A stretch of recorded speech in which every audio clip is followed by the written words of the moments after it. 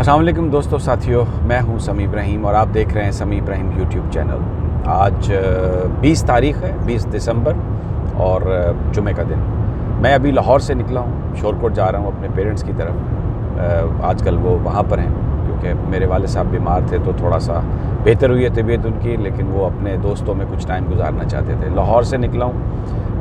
इतनी ज़्यादा फॉग है, इतनी ज़्यादा यहाँ पर स्मोग है, लाहौरियों की ज़िंदगी दोबर है। एनवायरनमेंट का ये मामला है, भारत से जो कुछ भी आ रहा है और गले की ख़राश, आँखों में पानी, वो बीमारियां हैं यहाँ पे। और आप यकीन करें दोपहर को जाके कहीं मोटरवे खुला है 2 बजे के बाद जाके। बहरहाल आज अपनी इस वीडियो में मैं 2-3 ख़बरें हैं। एक तो पाकिस्तान की ऑन गोइंग सूरत हाल है कि इंटरनल जो चीज़ें हैं, जुडिशरी और गवर्नमेंट का आपस में stand off, army, Pervez Musharraf का मुकदमा और वो सारा जो एक 5th जनरेशन वॉरफेयर है। और चीफ जस्टिस साहब ने कह दिया है कि जी मुझे तो बदनाम करने की कोशिश की जा रही है, आला अदलिया को बदनाम करने की कोशिश की जा रही है, जो मैं पिछली अपनी कई वीडियोस में आपसे मैंने कहा कि एक स्टैंड ऑफ है। लेकिन बाहर से बहुत अच्छी खबरें आ रही हैं। आज IMF ने जो खबर दी है, उन्होंने कहा है कि पाकिस्तान की इकॉनमी बेहतर हो रही है और नई जो अगली जो किस्त है उन्होंने तकरीबन 450 और 500 के दरमियान $1 मिलियन की वो भी रिलीज़ कर दी है। बड़ा प्रॉमिसिंग उन्होंने जो पाकिस्तान की इकॉनमी के बारे में बताया, मैं आपके साथ आज वो शेयर करूंगा।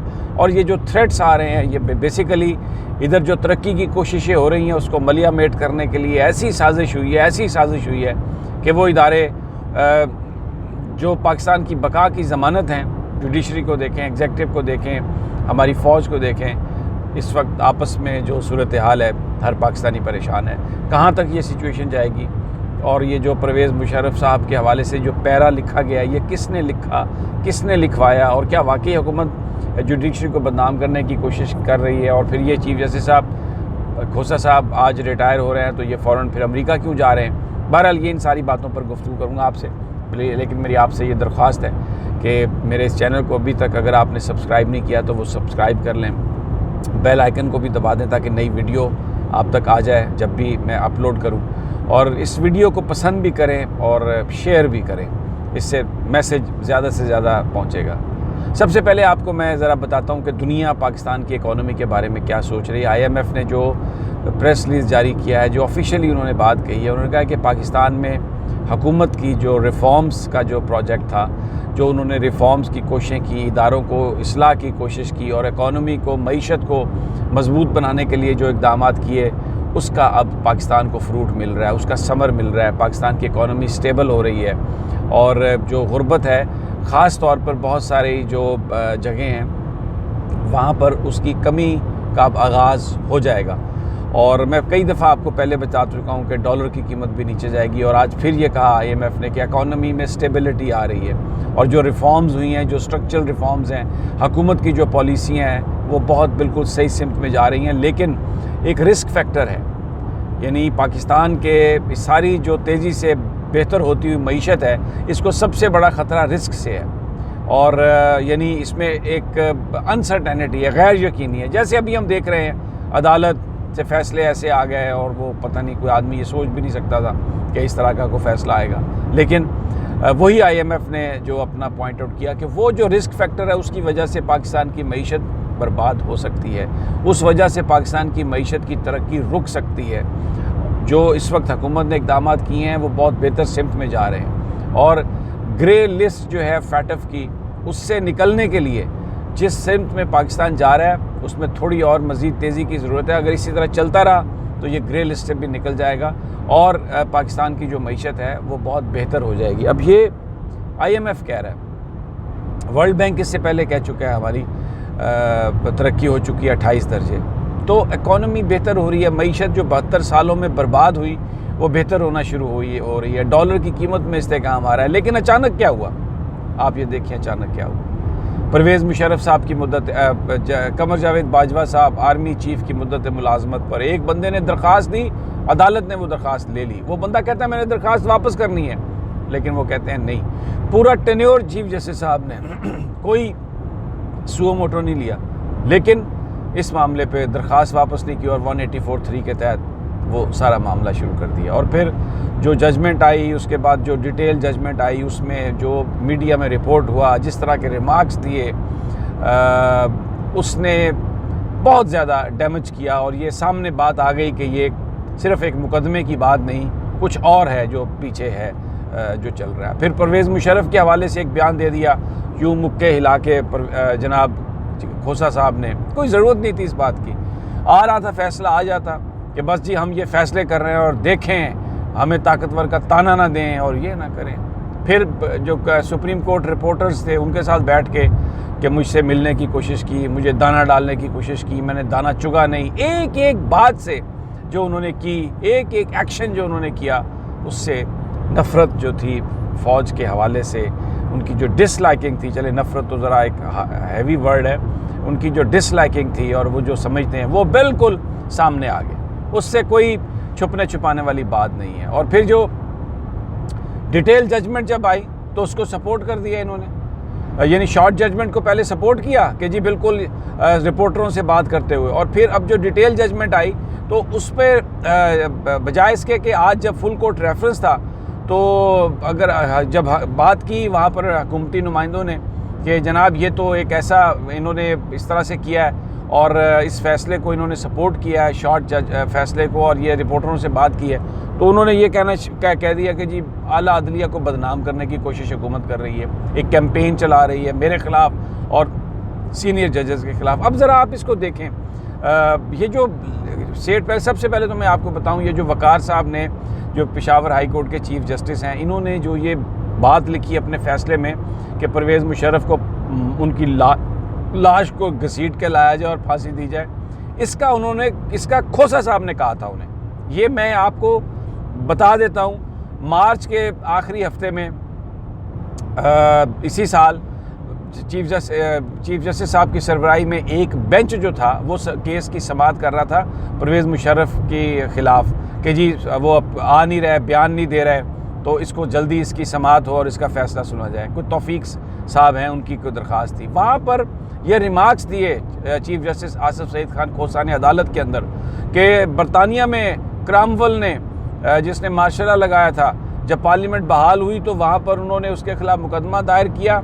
वो मर चुका था तो उसके ढांचे को निकाल के वो अदालत में लेके आए, उसके ढांचे से सवाल जवाब करने शुरू किए कि तुमने ये सब कुछ क्यों किया था। वो ढांचा तो बोल नहीं सकता था, तो फिर वहाँ पर अदालत ने उस ढांचे को सज़ा सुनाई, मौत की, और उस ढांचे को, वो हड्डियों का जो ढांचा था क्रॉमवेल का, उसको लटकाया गया। तो दुनिया तो जो कानून शिकनी, आइन शिकनी जो लोग करते हैं उनको इस तरह की सज़ाएँ देती हैं। और फिर कहा खसूसी अदालत से कि आप परवेज़ मुशर्रफ के जो बयान है उसको लें, उसका आप कोई फ़ैसला करने वगैरह ना, हम कर देंगे फ़ैसला। और फिर फ़ैसला कर दिया वकार साहब ने।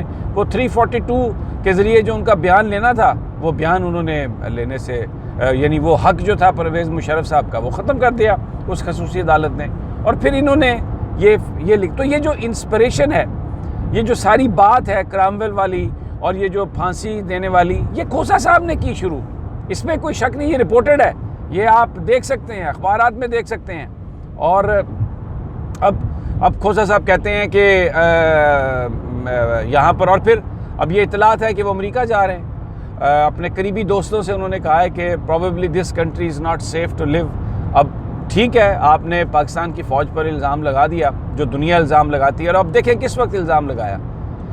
IMF कह रहा है कि पाकिस्तान की मईशत ऊपर जा रही है, यहाँ पर रिस्क फैक्टर है कि कहीं सारी चीज़ें हिल ना जाएं। उस रिस्क फैक्टर को ख़त्म करें तो आप ग्रे लिस्ट से भी निकल जाएंगे और इकॉनमी जो है अपने ऑब्जेक्टिव जो है, अपने जो अहदाफ है, वो अचीव कर लेगी। लेकिन यहाँ पर परवेज़ मुशर्रफ 3-4 दिनों में 2 मुकदमे, फैसले अहम मुकदमों के, दोनों फ़ौज से मुतल्लिक, और उसमें आप देखें फ़ौज को कितना इन्होंने उसकी अहमियत को, इज़्ज़त को घटाया है उसको। और फिर अब ये कह दिया है कि जनाब हुकूमत मेरे ख़िलाफ़ एक प्रोपेगेंडा मुहिम चला रही है। जो बयानिया नून लीग का है, जो बयानिया उन लोगों का है जो भारत और अमेरिका की पॉलिसीज़ को पाकिस्तान के लिए बेहतर समझते हैं, यानी उन पॉलिसीज़ को कि जी आप कश्मीर को गिव इन कर दें, आप बिल्कुल भारत को ये हेजमनी कबूल कर लें, आप CPEC से थोड़ा पीछे हट जाएं, वो इनको इन्होंने कबूल किया हुआ है, इन पीपल्स पार्टी ने, नून लीग ने और दूसरी जो जमातें हैं। और ये कह रहे हैं कि जनाब सिलेक्टेड प्राइम मिनिस्टर है, ये सिलेक्टेड गवर्नमेंट है।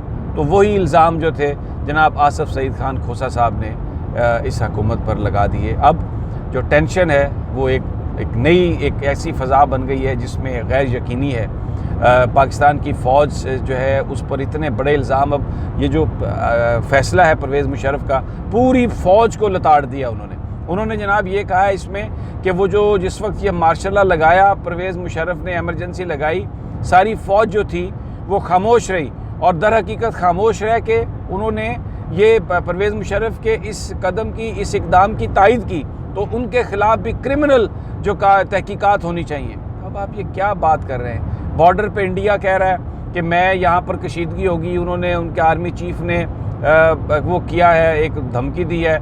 मकबूजा कश्मीर में ब्रह्मोस का पूरा यूनिट उन्होंने लगा दिया है, मिसाइलों का 3 उनके पास यूनिट है, किसी भी वक्त वो पाकिस्तान पर हमला कर सकते हैं। एक इंतहाई ख़तरनाक सूरत हाल है। और यहाँ पर चीफ जस्टिस साहब ने आज ये कह दिया कि जी सीनियर वकला पर और हम पर आप वो कर रहे हैं, हुकूमत जो है मुनज़्ज़म कैंपेन चला रही है ताकि वकील पीछे आ जाएं। और वो मैं पिछली अपनी वीडियो में आपको बता चुका हूँ कि यहाँ पर क्या ताल्लुक़ है अदालतों का वकला से। एक इंतहाई अफसोसनाक ये सूरत हाल है। लेकिन बहुत सारे जो वकील हैं वो हक सच की बात कर रहे हैं। फैसलाबाद बार एसोसिएशन तीसरी बड़ी बार है मुल्क की, उन्होंने खुलकर जो सेठ वक़ार साहब हैं उनके मामलात पर तनकीद किया। अब देखें ये सुप्रीम जुडिशल काउंसिल, ये इनका काम था सीनियर जजेस का कि ये फ़ौरी तौर पर ये जो बात है फांसी पर लटकाने वाली बात, इस पर क्योंकि ज़ाहिर है एक जज्बात हैं बहुत ज़्यादा और पाकिस्तान की सिक्योरिटी का मामला है, इस पर कम से कम जो है कुछ इस तरह का कोई कार्रवाई करें। मैं ये नहीं कहता कि फ़ौरी तौर पर किसी जज को निकाल दें या कोई ऐसी बात करें, लेकिन कम से कम कुछ इस तरह की बात हो कि चीज़ें जो है ना वो सही सिमत चलती हुई नज़र आएँ, लोगों का कॉन्फिडेंस जो है वो बहाल हो और ये जो एक अनसर्टनिटी की कैफियत है उसको ख़त्म हो। लेकिन जो बुरी बात है वो ये है कि स्टैंड ऑफ है और अब बड़ी रिस्पॉन्सिबिलिटी है आने वाले चीफ जस्टिस जनाब गुलजार साहब पर, जो अब हलफ उठा रहे हैं और लेट्स सी कि वो मामलात को किस तरह से चलाते हैं। लेकिन अभी तक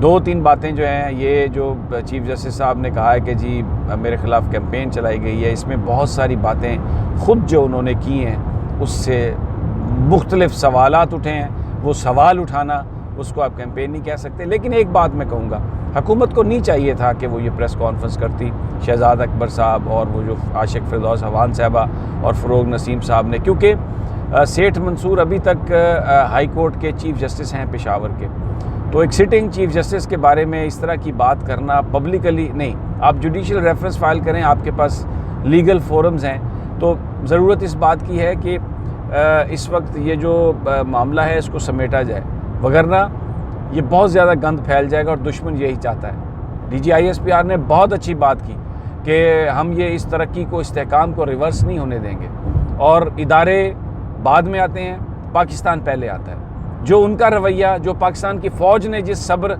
और सकून का मुजाहरा किया है, हुकूमत को भी चाहिए कि वो उसी तरह सब्र सकून का मुजाहरा करके जो सही कोर्स है उसको ऑप्ट करे। प्राइम मिनिस्टर साहब उनके पास जो ऑप्शंस हैं उनको एक्सरसाइज करें और अल्लाह खुद बेहतरी लेके आएगा और कौम को इस वक्त डिवाइड करने की बजाय यूनाइट करने की